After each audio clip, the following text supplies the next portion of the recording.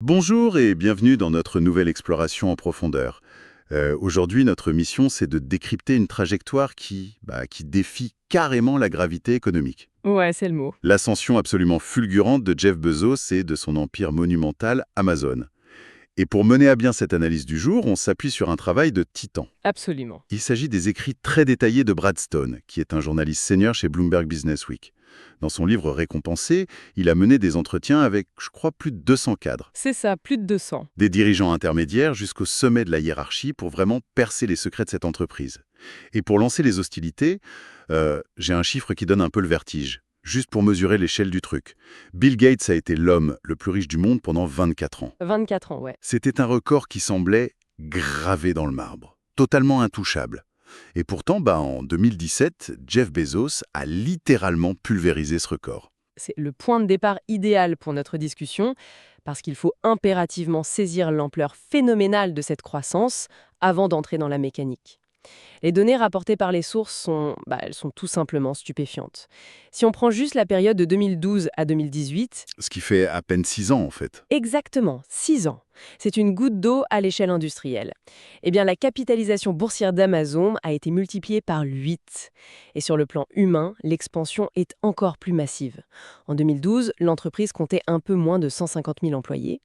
En 2020, ce chiffre a franchi le cap incroyable de 1,3 million de personnes. C'est dingue. C'est une accélération sans précédent. On parle plus d'une simple entreprise, là on parle d'une entité dont la démographie dépasse celle de plein de pays. D'accord. Décortiquons tout ça. Comment un homme qui, à 30 ans, a volontairement quitté un emploi extrêmement lucratif dans la finance à Wall Street pour fonder une simple librairie en ligne en 1994, et 1994, c'est l'ère paléolithique d'Internet, hein. Ah bah les modems faisaient ce bruit strident, affreux pour se connecter. C'est ça. Il a démarré dans une maison de 3 chambres, en fabriquant lui-même ses bureaux à partir de vieilles portes en bois achetées au magasin de bricolage pour réduire les coûts. Comment on passe de ces portes en bois à un empire mondial qui redéfinit le commerce humain? Tout commence par une ambition colossale qui était déjà là dans le nom même de l'entreprise. Choisir Amazon en référence au fleuve Amazon, le plus grand du monde en termes de débit, c'est pas juste du marketing. C'était un message. Une vraie déclaration d'intention stratégique. L'objectif, c'était d'offrir la plus grande variété de produits possible, un flux continu. Mais l'ambition seule, ça suffit pas. Le véritable virage, le moment décisif, il a lieu après l'éclatement de la bulle Internet au début des années 2000. Ah oui, la fameuse bulle. Ouais, beaucoup de boîtes tech faisaient faillite, Wall Street doutait gravement d'Amazon, et au lieu de se replier sur les livres, son cœur de métier, Bezos prend une décision super contre-intuitive. Il ouvre sa plateforme à des vendeurs tiers. Oui, et c'est un changement de paradigme fondamental. Il s'agissait plus seulement d'acheter du stock et de le revendre avec une marge. Il s'agissait de laisser d'autres marchands s'installer dans son propre centre commercial virtuel. Et parfois, pour vendre les mêmes produits qu'Amazon, mais moins cher. Sur le papier, inviter la concurrence chez soi, ça ressemble à un suicide commercial. Ce qui est fascinant ici, c'est la mécanique implacable que ça a déclenché. C'est ce que les sources décrivent comme l'effet de volant d'inertie, le fameux flywheel en anglais. Le volant d'inertie, ouais. Pour visualiser le truc, un volant d'inertie, c'est un disque très lourd dans une machine. C'est super dur à faire tourner au début. Mais une fois que ça prend de la vitesse, son propre élan le rend presque impossible à arrêter. Le cercle vertueux, pensé par Bezos, est redoutable. Des prix très bas et le programme Prime attirent un nombre massif d'utilisateurs. Et ce trafic énorme devient une vitrine irrésistible pour les autres vendeurs. Voilà. Ça a notamment provoqué un afflux massif de fabricants chinois directement sur la plateforme. Et la suite logique de ce volant d'inertie est brillante. 1 million de vendeurs arrivent, ça élargit l'offre, donc ça attire encore plus de clients. Amazon prend une commission sur chaque vente sans avoir acheté le stock. Ces fonds colossaux sont réinvestis dans la logistique pour baisser encore plus les prix. Et le volant tourne. De plus en plus vite. Sauf que face à 1 million de vendeurs qui débarquent, vérifier chaque produit manuellement, ça devient un goulot d'étranglement impossible. Absolument. C'est là que l'obsession de Bezos pour la technologie entre en jeu. Pour éviter que le système s'effondre, ils ont automatisé le processus avec un centre de vente en libre service. Les vendeurs pouvaient afficher leurs produits et fixer les prix sans l'intervention d'aucun employé d'Amazon. C'est une architecture qui passe à l'échelle à l'infini. Mais tout n'a pas été un long fleuve tranquille. Les sources montrent qu'il y a eu des frictions majeures face à la réalité physique du commerce. Gérer des algorithmes, c'est une chose, comprendre le vrai monde, c'en est une autre. Ouais, c'est clair. Par exemple, le livre raconte l'histoire d'une équipe d'ingénieurs brillants qui comprenaient pas pourquoi leur couche pour bébé recevait des critiques catastrophiques. La réponse était toute bête. L'emballage. L'emballage était impossible à ouvrir d'une seule main, évident pour un parent qui tient son bébé, invisible pour un algorithme.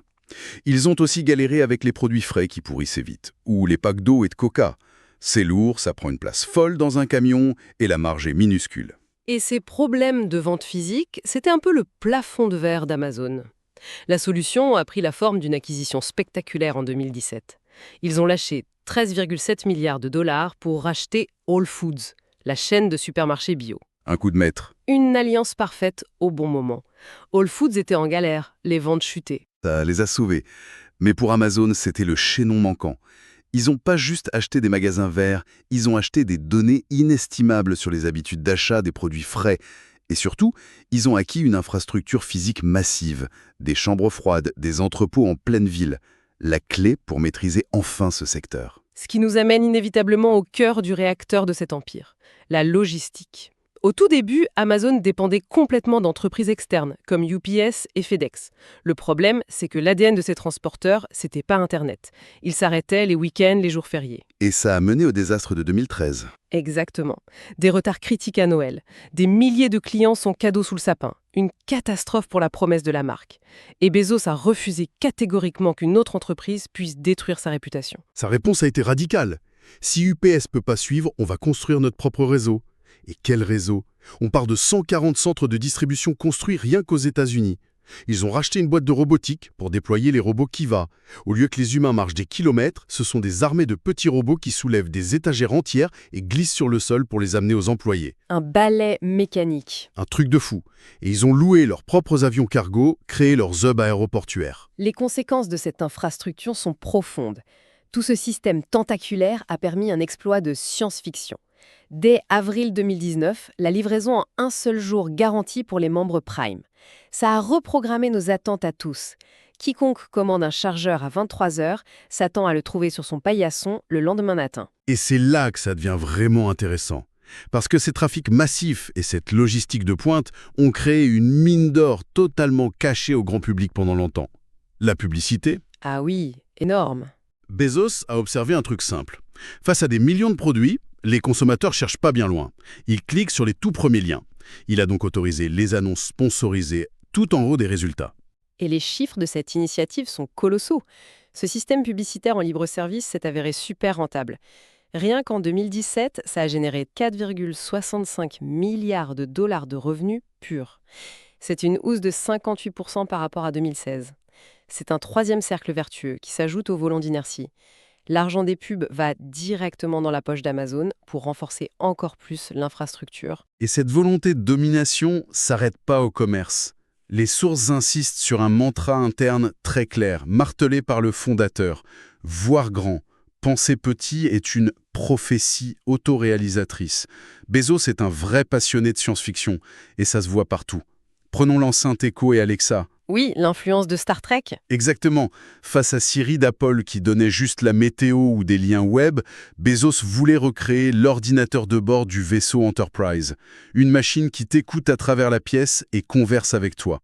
Et pour faire ça, il a racheté 3 startups directes juste pour avoir la brique technologique vocale. C'est la même audace, ce refus des limites physiques, qui a donné le projet Amazon Go. Les magasins sans aucune caisse. L'expérience client, c'est de la magie pure. Tu entres avec ton téléphone, tu prends un sandwich, tu sors. Pas de file d'attente. Mais techniquement, ça a été 5 ans de développement en secret. Un cauchemar technique. Ouais, des caméras au plafond, des puces RFID, de la vision par ordinateur ultra complexe. Le premier a ouvert en janvier 2018. Et même si les analystes disaient que ça fonctionnait à perte à cause du matériel hors de prix, Bezos s'en moquait. Pour la direction, c'est pas une supérette, c'est un laboratoire géant d'intelligence artificielle. C'est un pari à très long terme. Cette philosophie du pari à long terme, ça nous amène à la naissance improbable d'AWS, le cloud computing. C'est incroyable parce qu'au départ, c'était même pas un produit à vendre. Ouais. C'était juste pour régler un bug interne. La base de données Oracle d'Amazon n'arrêtait pas de planter sous le poids du trafic. Ouais, les ingénieurs perdaient un temps fou. Et en parallèle, Bezos cherchait un moyen d'avoir des revenus plus stables, avec de meilleures marges que la vente au détail. Persévérance de la direction est fascinante. À l'époque, louer de la puissance informatique à distance, personne n'y croyait vraiment. Même Google ou Microsoft sont passés à côté au début. C'est clair, Bezos a imposé 10 ans de recherche en secret. Le résultat, AWS est devenu le vrai moteur de profit de l'entreprise. L'effet de levier opérationnel est dingue. Si Amazon héberge un site de plus, le coût est presque nul, mais le revenu est direct. Uber, Airbnb, Netflix tournent tous sur AWS. Quand ces bénéfices ont été publiés, la valorisation d'Amazon a dépassé les 200 milliards. Ça a tué le mythe de Wall Street qui disait qu'Amazon serait jamais vraiment rentable. Et cette boîte apprend incroyablement vite de ses échecs. Ils ont essayé de conquérir la Chine et ils se sont fait écraser par Alibaba, qui connaissait bien mieux le marché local. Ils ont battu en retraite, mais ils ont retenu la leçon. Quand il a fallu s'attaquer à l'Inde, un autre marché géant, Bezos a envoyé ce qu'il appelait ses cow-boys, des employés audacieux avec pour mission de s'adapter aux réalités locales et d'affronter frontalement Walmart. Et cette approche s'applique même hors de la tech pure. L'industrie des médias, par exemple. Bezos a racheté le Washington Post à titre personnel pour 250 millions de dollars. C'est fou quand on y pense. Le journal perdait de l'argent et il a appliqué sa méthode chirurgicale. Modernisation techno de la rédaction, intégration des abonnements avec Prime. Le résultat, plus de 100 millions de bénéfices en 3 ans, à partir de 2016. Un retournement complet. Et ils ont fait pareil à Hollywood, avec les studios Amazon. Au lieu de faire confiance à l'intuition d'un producteur, ils ont utilisé les données. Ils mettaient des épisodes pilotes en ligne et analysaient le comportement des spectateurs. À la seconde près. C'est ça. Quand est-ce qu'ils mettent en pause, quand ils abandonnent. C'est cette méthode mathématique froide qui a choisi la série Transparent. Et ça a marché. Ils ont gagné un Golden Globe en 2015. L'algorithme a battu l'instinct artistique. Cela soulève une question cruciale. Toute cette mécanique redoutable, cette quête d'optimisation poussée à son paroxysme, ça possède une contradiction inhérente très profonde. Les sources soulignent que le modèle repose sur 2 choses. Faire du client la priorité absolue et appliquer le levier opérationnel pour réduire constamment les coûts. Le gros nœud du problème, c'est que ça s'oppose frontalement au bien-être des travailleurs. C'est vrai. Et avant d'aller plus loin, il faut préciser que notre but ici, c'est pas de prendre parti. On se contente de rapporter factuellement ce qui est dans les enquêtes du livre de Bradstone. Exactement, une objectivité totale. Selon les rapports relayés, pour livrer toujours plus vite, la pression sur la chaîne logistique est immense. Les médias ont mis en lumière des entrepôts caniculaires où la climatisation avait été écartée au début pour minimiser les coûts. Des travailleurs de la logistique privés de temps de repos suffisant pour tenir les quotas de l'algorithme. Et il y a aussi la question de l'externalisation du fameux dernier kilomètre. Et impliqué dans plus de 60 accidents graves rien qu'en 2019. Des accidents pour lesquels la maison mère n'était pas directement responsable juridiquement. Et le livre note que la direction a souvent réagi qu'après la publication d'articles critiques. Et cette pression n'épargne pas les bureaux. Un grand rapport du New York Times a décrit une culture au siège qui frôle le darwinisme. Des semaines de 80 heures, des réunions conflictuelles, des employés en larmes à leur bureau, des politiques internes qui pénalisaient parfois des employés traversant des maladies graves ou des fausses couches si leur productivité baissait. Un dirigeant interrogé dans le livre a résumé ces méthodes par la formule, je cite, « complète mais brutale ». Ivintact dépasse les murs de l'entreprise. Regardons Seattle, le siège historique. L'afflux de dizaines de milliers d'ingénieurs très bien payés a provoqué une croissance explosive, mais aussi une flambée des loyers de 67% en 5 ans. Ça a déplacé plein de familles vers les périphéries. Et la réaction de l'entreprise face à la ville est très révélatrice. Totalement. Quand Seattle a voulu augmenter les impôts pour financer la crise du logement, Amazon a stoppé ses projets locaux.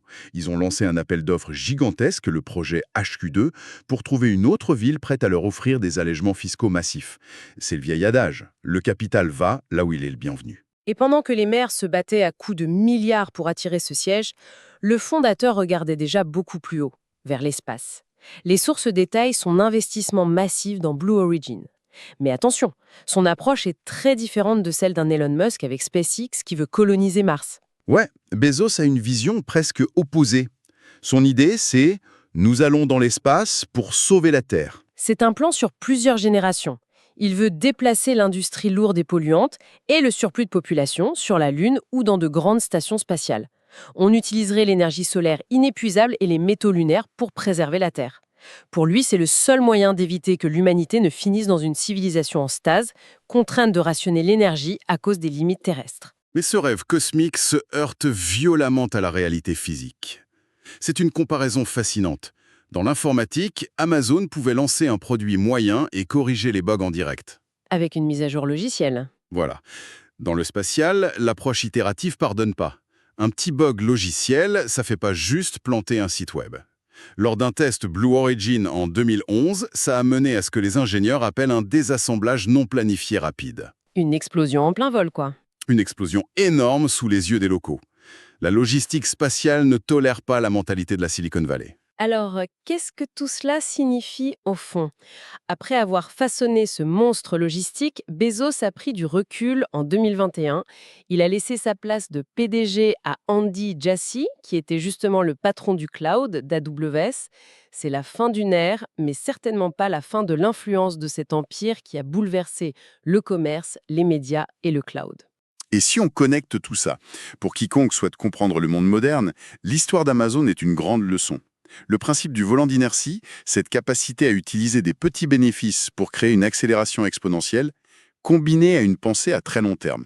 Ça explique presque tous les systèmes dominants aujourd'hui. Exactement. Ce qui nous amène à une réflexion finale, un peu vertigineuse, pour clore cette analyse. On a vu à quel point l'entreprise est obsédée par la donnée, capable de calculer la trajectoire optimale d'un colis ou d'un algorithme au centime près. On peut se poser la question pour l'avenir.